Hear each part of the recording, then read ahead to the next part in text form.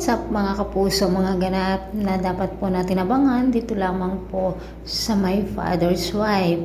Ngayong kasal na nga po sina Betsy at Robert. Ano kaya ang gagawin nitong si Gina? Ano kaya ang kanyang plano para sa ganon ay mapaniwala niya ang kanyang daddy na pera lamang ang gusto ni Betsy sa kanya at ang paghihiganti na rin dito dahil nga ang boyfriend noon ni Betsy na si Gerald ay napunta dito kay Gina. Mga kapuso, sa paglipas ng panahon, siguradong magsisisi itong si Robert dahil nga po nabilog ang kanyang ulo dito sa mga salita ni Betsy at napakagaling naman po talaga itong si Betsy na umakting.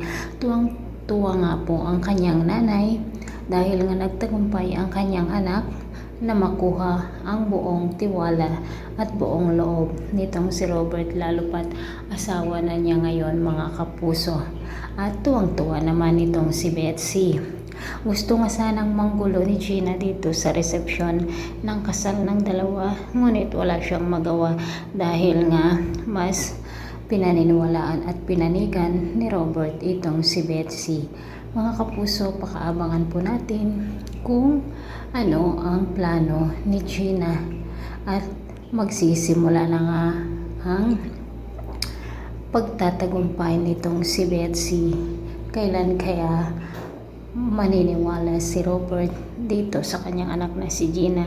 At kapag nakapagsalita itong si Connie na kapatid ni Robert, sigurado siya ang magsasabi ang katotohanan na si Betsy nga ang may kinalaman dito sa nangyari sa kanya. Thanks for watching. Bye-bye.